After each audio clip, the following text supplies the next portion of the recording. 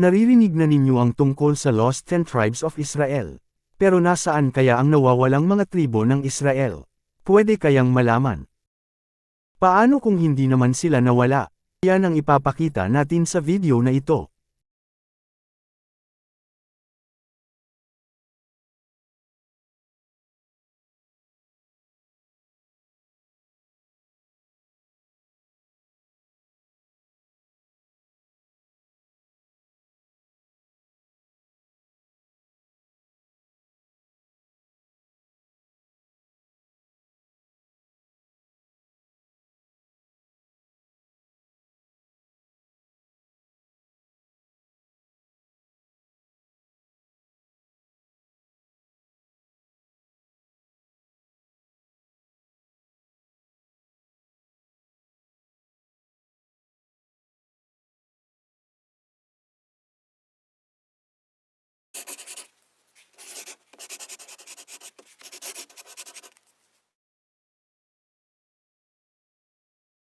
Kung hindi nawawala ang 10 tribes of Israel, ay saan naman sila nagpunta?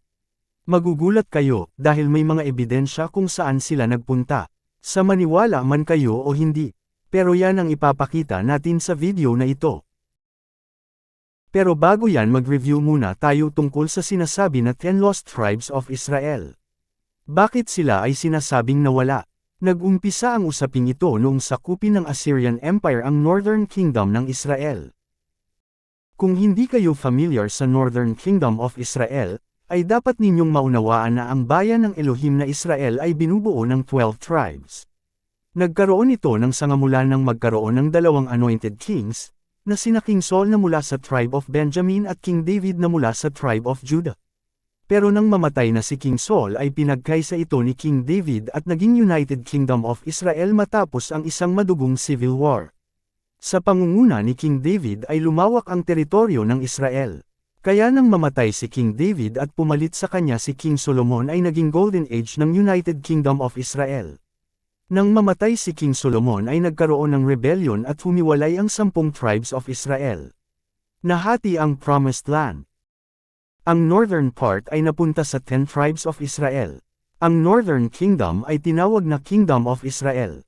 Ang capital ay ang Samaria at ang worship mountain ay ang Mount Gerizim. Ito ang sinakop ng mga Assyrians. Dinalang bihag ang mga survivors at ikinalat sa nasasakupan ng Assyrian Empire. At ang mga ito ang tinawag na the Lost 10 Tribes of Israel. Naiwan ang southern part sa tribe of Judah at tribe of Benjamin. Ang Southern Kingdom ay tinawag na Kingdom of Judah. Ang capital ay ang Jerusalem at ang worship mountain ay ang Mount Moriah kung saan itinayo ang temple. Nabigo ang mga Assyrians na sakupin ito. Tinawag silang Lost 10 Tribes of Israel dahil sa pangyayari sa Southern Kingdom na sa panahon na ng Babylonian Empire na sakop. Maraming taong silang naging bihag sa Babylon pero pinalaya at pinauwi sa Promised Land ni King Cyrus the Great ng Persia. Dahil ang mga Jews lang ang nabanggit na umuwi kasama ang mga Levita. Kaya tinawag silang the Lost 10 Tribes of Israel, sa pag-aakalang nawala na sila kaya hindi na bumalik. Ang inaakalang pagkawala ng 10 Tribes of Israel ay nagdulot ng maraming magkakaibang paniniwala sa pananampalataya ng kasalukuyan nating panahon. Gaya ng replacement theology, may mga Christians or religious groups na inaangkin na pinalitan na daw ang Israel ng Christianity o ng grupo nila. Gaya ng paniniwala ng Roman Catholic Church noon na sila na ang spiritual Israel. Kaya gusto ubusin lahat ng natitirang Jews upang wala nang nabubuhay na katunayan na umiiral pa ang lahi ng bayan ng Elohim. Ang dispensation theology naman ay naniniwala na magkaiba ang Israel at ang Christians. Iba ang para sa mga Israelites, at iba naman ang para sa mga Christians. Ang two-house theology naman ay ang paniniwala na ang mga Christians ay ang lahi ng lost tribes of Israel na humalo na sa iba't ibang mga bansa at lahi. Ang two-house view naman ay ang paniniwala na ang modern Israel ngayon ay binubuo ng mga Jews lang at hindi ang buong 12 tribes of Israel. Ang 10 tribes of Israel ay patuloy na nawawala at hindi pa bumabalik. Ito ang dati namin ng paniniwala din. Dahil literally speaking, ay magkaiba naman talaga ang Jews at ang Israel. At ang buong Israel ay hindi pa naman bumabalik. Yan ay isang bagay na ang Messiah ang magsasagawa sa pagbabalik niya. Ang House of Israel ay nasa Northern Kingdom na ang capital ay ang Samaria at ang worship mountain ay ang Mount Gerizim. Ang House of Judah ay nasa Southern Kingdom na ang capital ay ang Jerusalem at ang worship mountain ay ang Mount Moriah. Pero tama din na sabihin na ang modern Jews ay nahaluan na ng 10 tribes, at maging ng ibang lahi, kung lahi ang pag-uusapan. Pero kung prophetic meaning ang pag-uusapan ay iba ang Jews at iba naman ang Israel. At nandyan na yung napakarami pang ibang claims, na ang mga Israelites ay napunta sa India, sa Far East Asia, sa Africa, sa Amerika, at marami pang iba. Kaya halos bawat bansa o lahi ay may claims na sila ang lost tribes of Israel. Pero hindi natin sila masisisi. Dahil ang lahi ng Jews at Israel ngayon ay nakahalo na sa lahat ng tao siguro.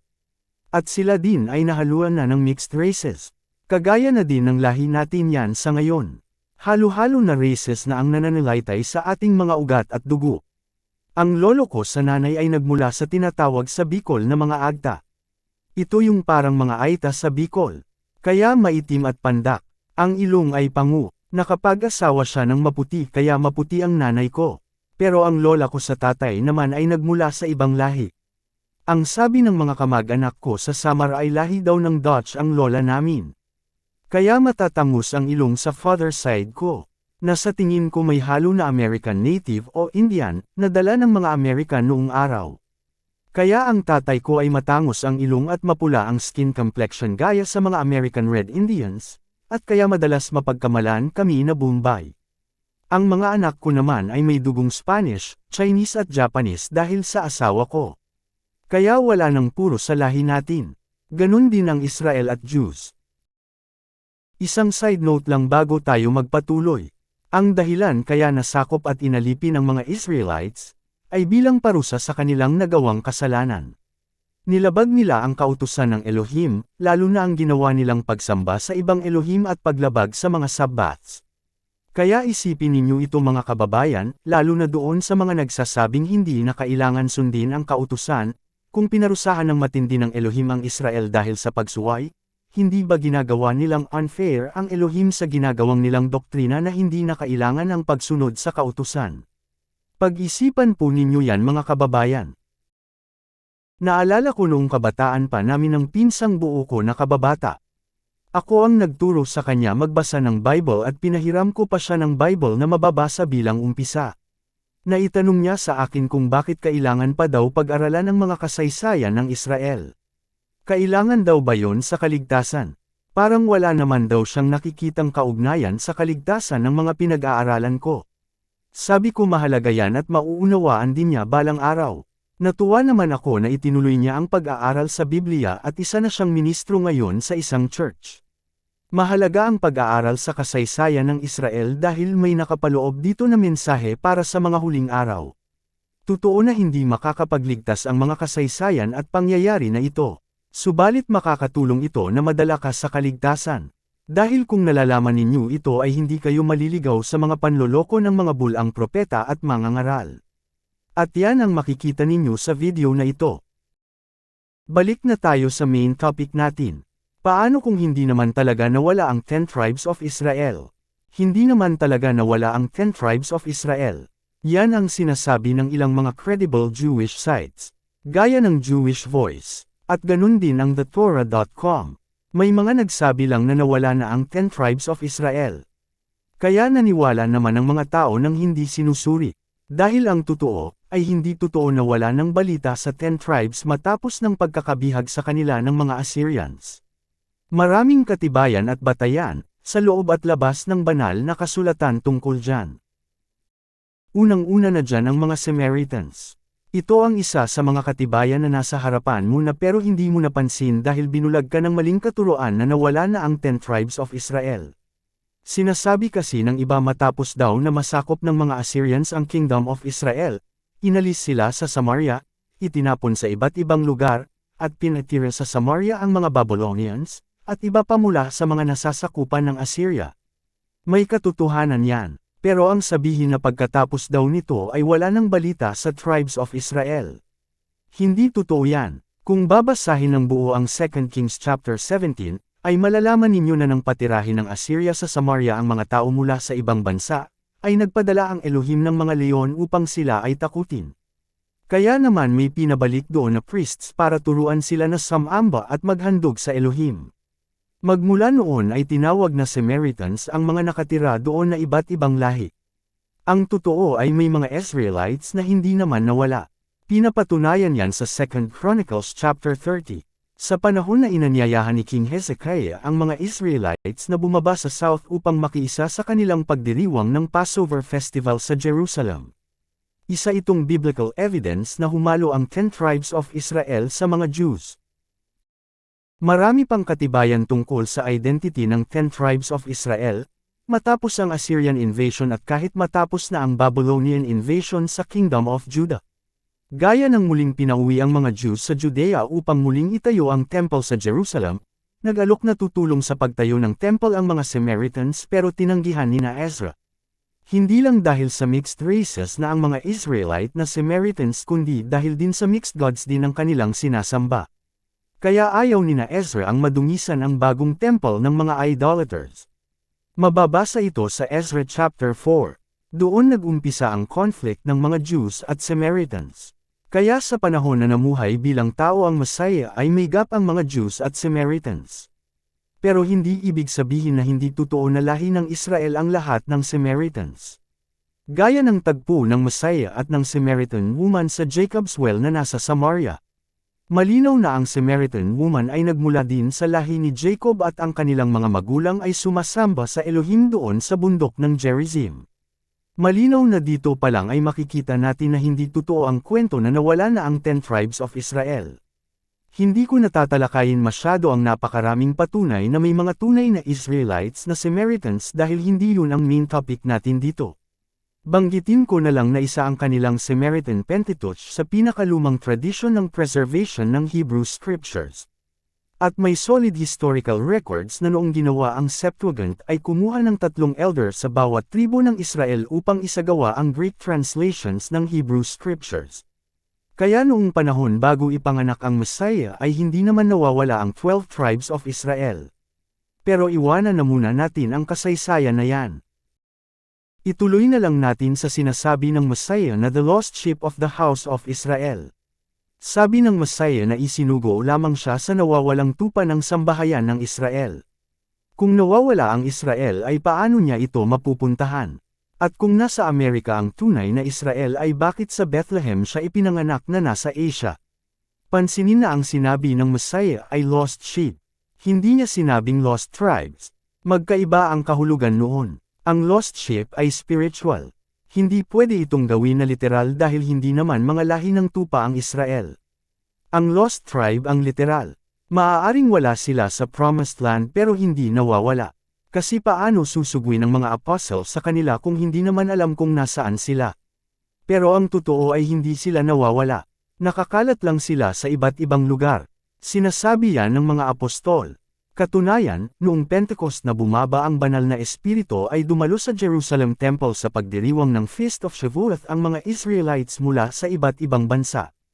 May galing sa Parthia, Medes, Elam, Mesopotamia, Cappadocia, Pontus, Asia, Phrygia, Pamphylia, Egypt, Libya, Crete, Arabia at iba pang mga bansa. Lahat sila ay tinawag na fellow Israelites ng mga apostol. Ayon sa salaysay ng 1st century Jewish historian na si Josephus, ay ang 10 tribes daw ay nasa kabila ng Euphrates hanggang noong panahon nila, at napakarami daw nila. Kaya malinaw na hindi naman talaga nawala ang 10 tribes after ng Assyrian invasion. Kung hindi naman pala nawala ang 10 tribes of Israel ay saan naman sila nagpunta? Nabanggit na natin ang mga sinasabi sa Bible kung saan sila napunta, bukod sa mga naiwan sa Samaria at humalo sa Samaritans. Ang mga nadalang bihag ay napunta sa paligid lang ng Promised Land na kinabibilangan ng modern-day Syria, Iran, Iraq, at Turkey. Ang iba naman ng mga nakatakas ay napunta sa India, sa Far East, at ang iba ay napunta sa Saudi Arabia, Egypt at Africa. Yan po ay isang public knowledge na available na for research. Pero hindi natin tatalakayin dahil sa ibang kadahilanan. Dahil ang tatalakayin natin dito ay ang mga pangyayari na hindi masyado natatalakay. Bumalik tayo sa panahon around the year 720 BCE, sa panahon na sinasakop ng Assyrian Empire ang Northern Kingdom of Israel na binubuo ng 10 tribes. Maraming hindi napapansin dito ang mga nagtuturo ng Biblia. Upang maunawaan ninyo, ay ipagpalagay natin na ikaw ay isang Israelite na nakatira noon sa Samaria nang lumusab ang Assyrian armies. Nakikita mo nang natatalo na ang inyong hukbo, hindi ka naman sundalo na kasama sa lumalaban, hindi ka pa ba tatakas? Maghihintay ka na lang ba patayin o bihagan ng mga mananakop? Wala ka man lang bang matatakbuhan? Samantalang ang mga kalahi ninyo mula sa tribe of Judah at Benjamin ay nasa ibaba lang naman, sa Southern Kingdom of Judah, sa Jerusalem. Hindi ba kayo makikiusap sa inyong mga kalahi na kung maaari ay patuloyin ninyo kami dahil ang bayan namin ay sinakop ng mga Assyrians? Wala naman harang sa pagitan ng Israel at Judah. Wala naman nakaabang doon ng mga Assyrians dahil galing sa north ang mga Assyrians at hindi naman nila nasakop ang Judah. Malinaw na malaki ang pagkakataon na tumakas papunta sa mga Judahites ang mga Israelites noong panahon na yon. Kaya hindi naman nadala lahat ng mga Assyrians ang mga survivors na Israelites. Lalo na ang mga prinsesa, mga bata at pamilya na dugong maharlika. At ganoon nga talaga ang naganap. May mga patunay niyan sa Biblia. Gaya ng nabanggit na natin kanina, matapos na masakop ng mga Assyrians ang Samaria ay nanawagan si King Hezekiah ng pagbabalik loob sa mga Israelites, ang Ephraim at Manasseh, at magkaisa. At sabay silang lahat na magdiwang ng Passover sa Jerusalem Temple. Ang mga tumugon sa panawagan na mula sa 10 tribes of Israel ay humalo na sa tribe of Judah. Ito ang napakalaki at napakalinaw na patunay sa dalawang bagay. Una, hindi totoo na nawala na ang 10 tribes of Israel. Pangalawa, hindi totoo na ang modern Jews ay tribe of Judah lang. Noong una pa man ang Kingdom of Judah ay binubuo ng tribe of Judah, tribe of Benjamin, at bahagi ng tribe of Levi. Lalo na itong humalo pa ang other tribes of Israel. Kaya hindi totoo na ang Jews ay ang tribe of Judah lang. Kaya madalas sa mga huling bahagi ng Bible na kumang minsan kapag sinabing Jews ay kasama na ang buong Israel. Ang pagiging Jew na ang naging katawagan sa Israel Kingdom. Dahil kahit na hindi nawala ang race ng Israel, ay ang identity nila bilang isang bansa ang nawala. Hindi nasakop ng Assyrians ang Kingdom of Judah dahil nagpadala ng isang angel ang Elohim sa pamamagitan ni Prophet Isaiah o Yeshayahu, at pinatay ang lahat ng mga sundalo ng Assyrian army. 185,000 Assyrians ang pinatay ng isang angel lamang sa isang gabi. Kaya nabigo ang Assyrian Empire na masakop ang Judah. Ang nakasakop at bumihag sa Kingdom of Judah ay ang Babylonian Empire na noong year 587 BCE. Ito ay dahil ang mga sumunod na hari kay King Hezekiah ay mas asama at ang Kingdom of Judah ay nalulong sa idolatry gaya ng ginawa ng Northern Israelites dati. Sa mga pangyayari dito ay may nakakamangha na bahagi pero hindi gaano nabibigyan ng pansin. Narito na tayo sa pinakanakakaaliw na pangyayari sa kabila ng pagkakasakop sa Jerusalem. Ang tatalakayin natin ngayon ay tungkol sa special mission ni Prophet Jeremiah o Yirmiyahu. Magugulat kayo na mayroon palang ganitong kwento sa Bible. Si Prophet Jeremiah ay isang special prophet. Siya lang ang tanging propeta na binanggit sa Biblia, maliban sa Messiah at kay Yochanan o John the Baptist, na inihanda na nasa sinapupunan pa lang. At pansinin ninyo, siya ay itinalaga bilang propeta ng mga bansa. Karamihan ng mga propeta ay kadalasan na prophet of Israel, prophet of Judah, at prophet para sa isang bansa. Hindi lang yun, dahil itinalaga din siya sa mga kaharian, magwasak at magpabagsak. Pero higit pa doon ay siya ay inatasan na magtayo at magtanim. Alam na natin na siya ay nagbigay ng babala sa Judah mula pa noon siya ay bata pa na kung hindi sila magbabago ay wawasakin sila ng Babylon at nangyari na nga. Kaya lang ang tanong ay, kailan naman naganap ang pagtayo at pagtanim ni Prophet Jeremiah? Ayon sa Biblia ay pinatay ni King Nebuchadnezzar mismo ang mga anak na lalaki ni King Zedekiah, ang huling hari ng Judah. Ito ay upang walang tagapagmana sa trono ni David. Mula dito hanggang sa panahon ng Hasmonean Dynasty bago ang pagdating ng Messiah ay walang naupo na King of Judah o Israel. Paano pa magtatayo at magtatanim si Prophet Jeremiah? Alangan naman na si King Nebuchadnezzar at ang Babylonian Empire ang tinutukoy dito. Pero pwede rin. Kaya lang may mas malalim pa ito na kahulugan. Ituloy natin ang pangyayari kay Prophet Jeremiah. Kasama sa mga bihag sa Jerusalem si Prophet Jeremiah. Pero nagbigay ng bilin si King Nebuchadnezzar na siya ay palayain at sundin kung ano ang kagustuhan. At bukod doon ay binigyan pa siya ng supplies at reward. Siguro ay dahil sa kanyang prophecy na masasakop ng Babylon ang Jerusalem kaya binigyan siya ng pabor ng hari bilang pasasalamat. Kaya may sapat na kakayahan at pangtusto si Prophet Jeremiah sa anumang gagawin niya. Si Prophet Jeremiah ay nagpunta kay Gedaliah na ginawang governor ng Judah upang pangasiwaan ang mga Jews na survivors at naiwan sa lupain ng Judah. Mapapansin na hindi naman lahat ng Jews ay dinala sa Babylon. May mga Jews na naiwan sa Promised Land, kasama na si Prophet Jeremiah. Ngayon ang tanong, bakit pa natin tinatalakay ito? Mahalaga ba ito sa atin? Ang sagot, mahalaga po. Dahil kaya naloloko at nabubulag ng mga bulang mangangaral ngayon ang mga tao dahil hindi alam ang mga pangyayari na ito. Kung ano-ano ang ginagawang teorya at claims na hindi naman naaayon sa katotohanan. Lalo na sa bahaging ito ng pangyayari sa Kingdom of Judah matapos ang pagkawasak ng Jerusalem sa kamay ng mga Babylonians. May matutunan tayo sa mga naiwan na Judahites sa Promised Land. Balik na tayo sa mga Judahites na nakaligtas at naiwan sa lupang pangako. Subalit nais ng kaaway na hindi nakikita na ubusin ang mga Jews, upang hindi na magpatuloy ang kanilang lahi at nang sa gayon ay hindi na ipanganak ang Messiah, at hindi na maganap ang pagdating ng kaharian ng Elohim na walang hanggan. Inutusan ng King of the Ammonites ang nangangalang Ishmael na patayin ang lahat ng mga Judahite survivors.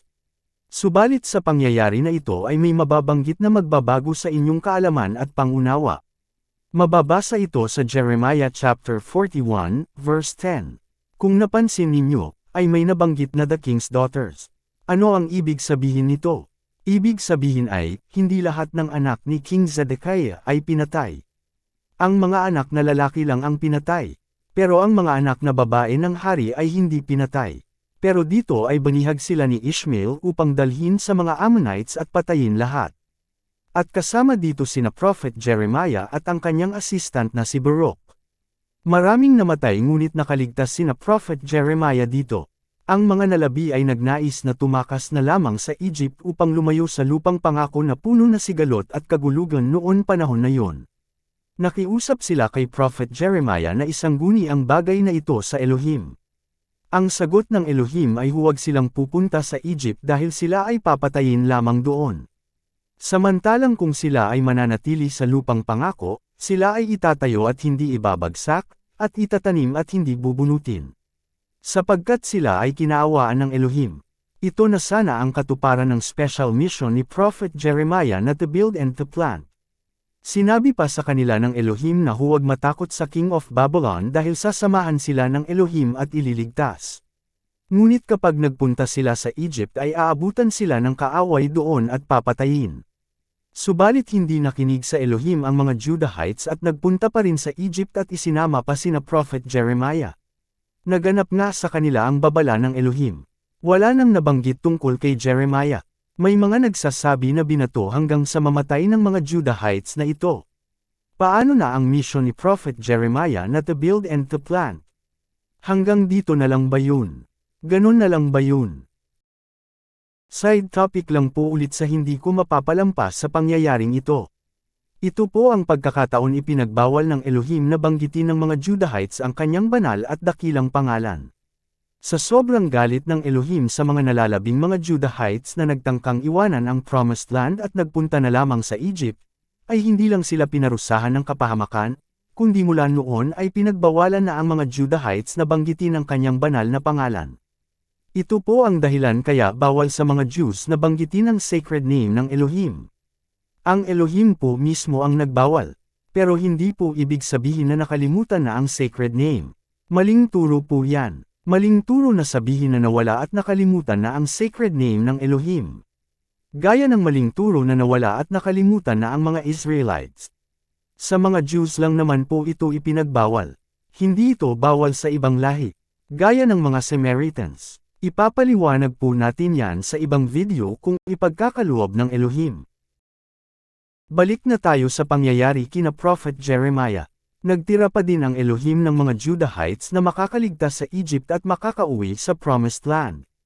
Tiyak na kasama dito sina Prophet Jeremiah, ang kanyang assistant na si Baruch, at ang mga anak na babae ng hari kung sakali. Tiyak na kasama sa mga nakaligtas si Prophet Jeremiah dahil nangako sa kanya ang Elohim na hindi siya mapapahamak. Tiyak na makakasama din si Baruch dahil may pangako sa kanya ang Elohim mismo na hindi siya mapapahamak kahit saan man siya magpunta. Tiyak din na hindi hahayaan ng Elohim na tuluyan maputol ang lahi ni Judah at ni David dahil pangako niya ito na hindi kailanman mapuputol ang linya nila. Kaya may maliligtas sa mga anak na babae ng hari ng Judah. Ang prophecy ng Elohim mula sa Genesis pa lamang ay hindi mawawala ang cetro ng pamamahala sa Judah hanggang sa dumating na ang Messiah. Kaya malinaw na hindi hahayaan ng Elohim na maubos ang buong Judah at lalo na ang lahi ni King David. Nabanggit na rin lamang natin ang prophecy ay bigyang daan na rin natin ng pahapyaw ang introduction sa prophecy ng Bible sa mas malawak nitong kahulugan. Nag-umpisa ito sa isang tao.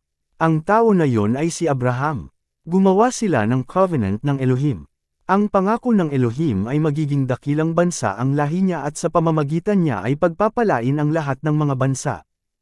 Alam niyo na ang kwento. Naging anak ni Abraham si Isaac. Naging anak ni Isaac si Jacob na naging Israel ang pangalan. At mula sa kanya ang 12 tribes of Israel.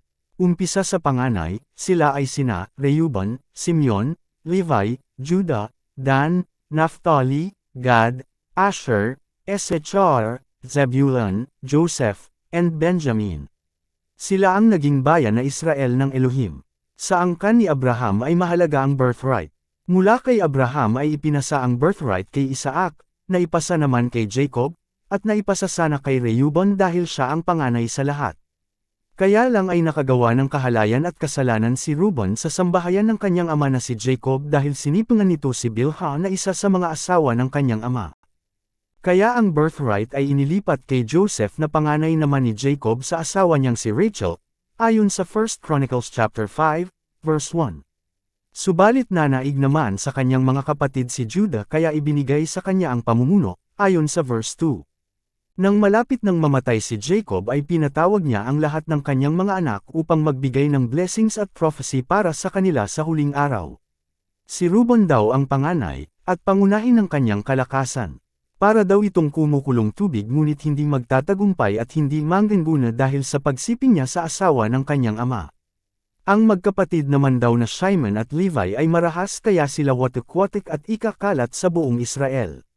Si Judah naman daw ay pupurihin, hahawakan niya sa leeg ang mga kaaway, igagalang siya ng kanyang mga kapatid, siya daw ay tila mabangis na leon, ang cetro ay hindi lilisan sa Judah, mga bansa at mga angkan ang maglilingkod sa kanya. Mapupunta naman daw sa mga baybaying dagat si Zebulun na aabot hanggang Sidon. Malakas na asno ang gaya ni Issachar. Ngunit sa kulungan ang kanyang bagsak, at magpapaalipin kahit na mahirapan.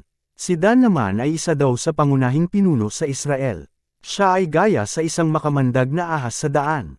Si Gad ay haharanggan ng mga tulisan ngunit ito ay kanyang matatakasan. Ang bukid ni Asher pag-aanihan ng mga taong marangal. Si Naphtali naman daw ay parang usa na malaya at may dalang balitang maganda. Si Joseph naman ay tila baging na mabunga. Sa tabi ng bukal nakatanim siya at paakyat sa pader ang pagtubo niya. At ang pagpapala at pang-iingat ng Elohim sa kanya. Si Benjamin naman daw ay gaya sa isang lobo na pumapatay. Malinaw na ang cetro ng paghahari ay hindi mawawala sa Judah. Subalit ang karapatan bilang panganay ay nasa kay Joseph. Kaya noon pa man, ang bayan ng Israel ay nahahati sa dalawa. Ang isa ay scepter ang hawak at ang isa ay birthright. Sa 12 na anak ni Israel, ay sina Judah at Joseph ang pinagpupala ng material at spiritual blessings. Ang Judah ang naghahari kaya nagmula sa kanila ang mga unang hari gaya ni na King David at King Solomon. Sa paglipas ng panahon ay nahati ito sa dalawang kaharian. Ang 10 tribes of Israel ay humiwalay sa Kingdom of Judah. pero nagpaiwan ang tribe of Benjamin sa Judah. Sina Levi naman ay nakahalo sa kanilang lahat, gaya ng prophecy ni Jacob bago mamatay. Pero meron pang hindi napapansin dito sa ordinary lang na pagbabasa ng Bible. Si Joseph ay may dalawang anak. Si Manasa ang panganay at si Ephraim ang bunso. Nang basbasa ni Jacob ang mga anak ni Joseph, na sina Manasa at Ephraim, ay nag-cross ang kanyang mga kamay na ipinatong ang kanyang kamay sa bunso at ang kaliwang kamay ang ipinatong sa panganay. Tinangkang itama ito ni Joseph dahil sa panganay dapat ang kanang kamay, ngunit sabi ni Jacob ay alam niya ito, dahil ang bunso ay nakatakdang magiging mas dakila kaysa sa panganay at ang kanyang salinlahi ay maging mga bansa. Kaya ang birthright ay napunta sa bunso, kay Ephraim. Kasama sa basbas sa kanila ni Jacob ay mga anak na ito ni Joseph ang magtataglay ng kanyang pangalan na Israel. Ang material blessings para sa may hawak sa birthright ay napunta kay Ephraim na tinawag na Israel. Mag-isip kayo ngayon ng punong-puno ng blessings na binubuo ng maraming bansa. Pero ang rulership ay napunta sa Judah kaya nandyan sila hanggang ngayon. Nawawala sa kasaysayan pero bumabalik. Kasabay din nito ang spiritual blessings, dahil sa tribe of Judah magmumula ang Messiah. Nang humiwalay ang 10 tribes of Israel, sila ay nalipat sa pamumuno ng lahi ni Ephraim at Manasa. Subalit meron pa ring hindi napapansin dito ang karamihan ng nagbabasa ng Bible. Alam ba ninyo na si Judah ay may kambal na anak? Ganito yon. Si Judah ay may 3 anak noong una mula sa Canaanite na si Bathshua o daughter of Shua. Sila ay sina Onan, at Shelah. Parehong namatay si at Onan na walang naiwan na anak. Ang bunso naman na si Shelah ay hindi na nagkapagpatuloy sa pagdadala ng kanilang salinlahi at pamumuno. Sa halip ay si Judah ang nakabunti sa kanyang daughter-in-law o manugang na si Tamar. Nang mangganganak na si Tamar ay napag-alaman na kambal na lalaki ang kanyang ipapanganak. Ang isang bata ay mauuna na sanang lumabas kaya tinalya ng pulang sinulid ng Qumran bilang palatandaan ng pagkapanganay. Subalit nang umurong ito ay naunahan pa ng kakambal na lumabas. Ang unang lumabas ay pinangalanan na Peretz dahil pilit siyang lumabas. At ang huling lumabas ay pinangalanan na Zerah. Kaya si Peretz ang naging panganay. Mula kay Peretz ang salinlahi na pinagmulan ni King David at ng Messiah. Kaya ang Kingdom of Judah ay nagmula sa lahi ni Peretz na anak ni Judah kay Tamar. Ngayon ang tanong, paano naman si Zerah? Gaya ng ibang mga anak sa Biblia, kung napapansin ninyo, ay nagkakaroon sila ng sariling angkan. Si Ishmael, halimbawa, na isa pang anak ni Abraham, at kapatid sa ama ni Isaac, ay napunta sa Arabia at pinagmulan ng mga Arabs. Ang mga anak naman ni Abraham kay Keturah ay napunta dito sa silangan. Si Esau naman na kapatid ni Jacob, na panganay sana pero ipinagpalit ang kanyang birthright kay Jacob sa isang mangkok na lugaw, ay siyang pinagmulan naman ng mga Edomites. Ganoon din ang other tribes ng Israel ay nagkaroon ng kanya-kanyang buhay, lalo na noong mapalayas sila sa Promised Land. Kaya ganoon din itong si Zerah. Pero ang punto, hindi ito naitala sa Biblia na walang prophetic significance. Kung si Zerah dapat ang panganay at dapat sana na may tali ng scarlet thread, ano ang kahulugan nito sa prophecy? At kung sakali, ay kailan kaya ito matutupad? Ang angkan ni Zerah ay naging kilala din sa kaharian ng Judah. Ayon sa 1 Chronicles 2, si Zerah ay nagkaanak ng 5 lalaki. At ang kanyang apo sa tuhod ay naparusahan dahil sa pagsuwi noong panahon ni Joshua, ayon sa Joshua 7. At noong panahon ni King Solomon ay mukhang may competition sa dalawang lineage mula kay Judah, dahil hinamak pa ang katalinuhan ng mga Zerahites kung ihahambing sa katalinuhan ni King Solomon, na anak ni King David na nagmula sa lahi ni Peretz. Ito ay dahil totoong matatalino talaga ang mga Zerahites. Katunayan ng Psalms chapter 89 ay si Ethan the Zerahites ang nagsulat. Kasama din ang angkan ni Zerah sa mga bumalik at nanirahan sa Jerusalem mula sa pagkakabihag sa Babylon ayon sa 1 Chronicles 9. Sa genealogy ng Messiah sa Matthew 1, ay nakalista ang pangalan ni Zerah bilang isa sa anak ni Judah kay Tamar. Bukod dito ay wala nang nabanggit ang Biblia tungkol sa kanila. Kung minsan, ang mga alamat ang nag-iingat ng pangyayari at katotohanan ng nakalipas. Wala man ito sa Bible pero may mga clue tayo na makukuha. May mga nagsasabi na ayon daw sa alamat, karamihan ng angkan ni Zerah ay naghanap na kanilang kapalaran sa ibang lupain, bago pa ang panahon ni King David. May nagpunta sa North, sa Greece. Ang iba ay nagpunta sa Troy, sa Dardanelles, kung saan ipinangalan ang lugar sa fifth son ni Zerah na si Darda. Ang iba ay nagpunta sa Iberia, o modern-day Spain, kung saan ay itinatag ang Saragossa, o City of Zerah. Pagkalipas ng ilang panahon ay nagpunta sila sa Ireland. Pagdating ng kaharian ni King David ay isa ng matatag na royal family na namamahala sa tribe of Dan o Talcodedanan ayon sa Irish legend. Ayon sa prophecy ni Jacob, si Dan ay parang serpent's trail, kaya mag-iiwan ng baka sa kanyang mga dinadaanan at pinupuntahan. Ang angkan ni Dan ay dating naninirahan sa mga dalampasigan ng Promised Land. Lahat ng kanilang nakukuha na lupain ay pinapalangan ayon sa ninuno nila na si Dan. Gaya ng mababasa sa Joshua 19, verse 47, na nilusob nilang ang Lehem at pinangalanan ang Lehem na Dan. Ayon sa Judges 18, verse 11-12, ay nilusob nila ang Kiriath Jearim at pinangalanan naman na Dan. Sa verse 29 naman ay nilusob nila ang Laish at tinawag na Dan. Pansinin kung paano iniwan ng mga Danites ang kanilang Serpent's Trail sa pamamagitan ng pagtatatag ng mga palatandaan sa daan na nagsisilbing gabay upang matunton sila hanggang sa kasalukuyan.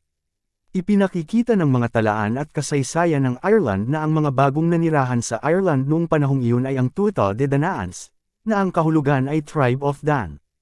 Sa Ireland ay masusumpungan natin ang mga palatandaan sa daan na Dansour, Dundrum, Donegal City, Dunsmore, at marami pang iba.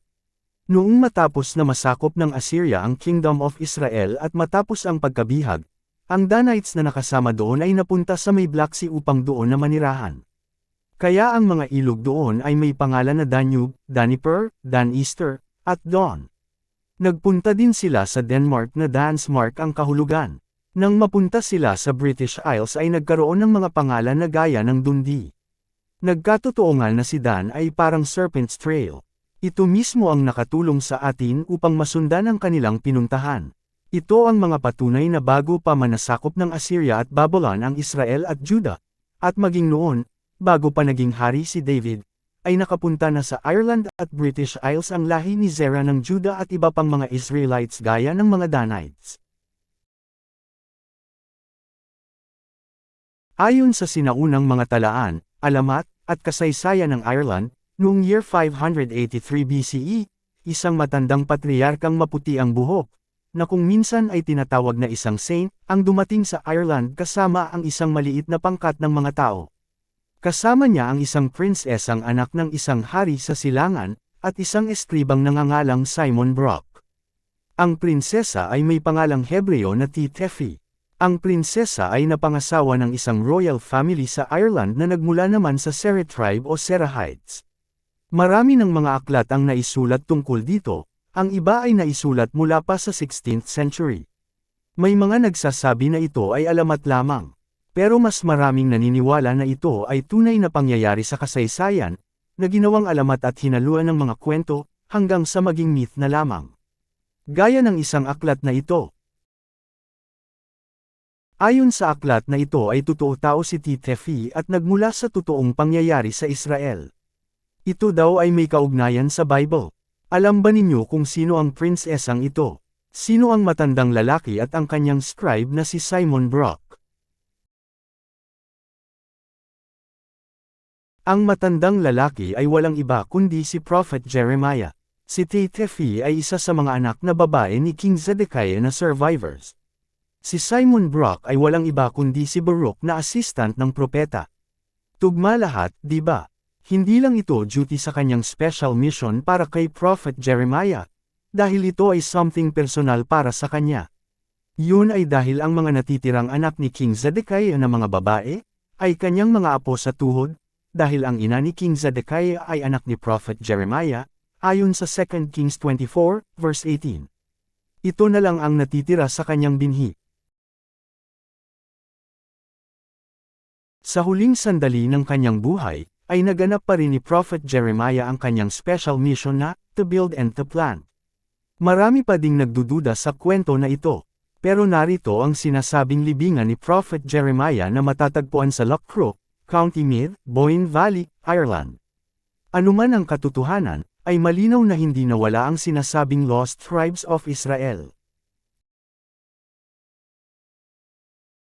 Sa pamamagitan ni Titefi na nagmula sa Peretz line, ay nagsanib ito sa Zerah line, sa pamamagitan ng pagpapakasal niya sa isang Zerahites na nasa Ireland. Kaya patuloy na namamahala ang Tribe of Judah. Nasa kanila ang scepter na pamamahala. Hanggang sa dumating ang Messiah bilang tunay na hari, ang hari ng mga hari.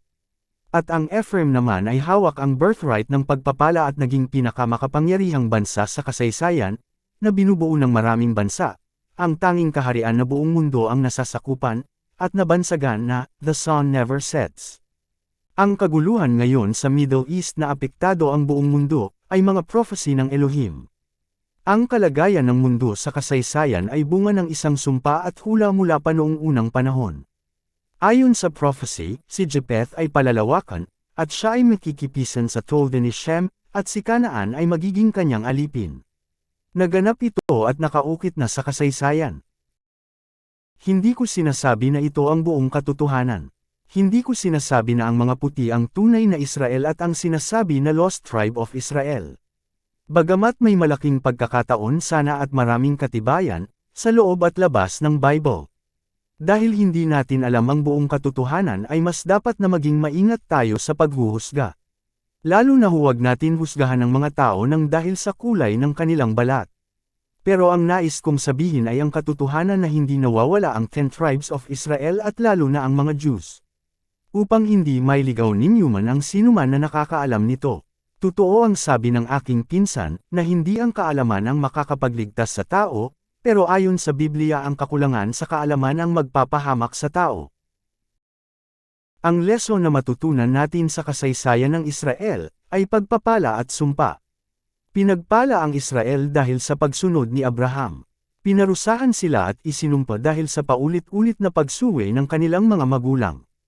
Hinayaan ng Elohim na sakupin at wasakin ng mga kaaway na Assyria at Babylonia ang Samaria at Jerusalem, dahil sa kanilang pagsuwi at kataksilan sa Elohim. Nakamtan nila ang parusa na nararapat sa kanila. Ganoon din ang mga nasa kapangyarihan ngayon, kung patuloy ang kanilang kasamaan at hindi pagsunod sa Elohim, ay nakatakda na ang kanilang kaparusahan.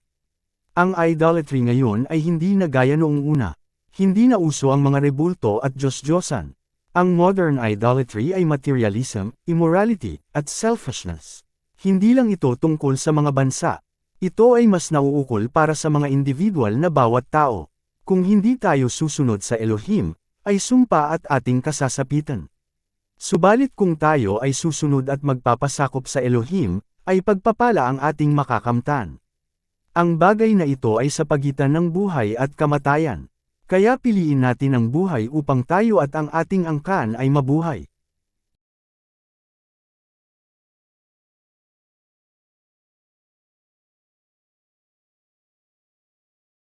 Paki-subscribe upang maging updated kayo lalo na sa mga darating pa na mga videos at announcements. Kung inyo pong mamarapatin, ay bukod po sa pag-subscribe, ay paki-like po ang aming video kung inyong nagustuhan, at paki-suyo na rin po na e-share at huwag kalimutan na pindutin ang notification bell. Kung kayo po ay may katanungan po na, at anumang concern ay paki-comment po sa ibaba.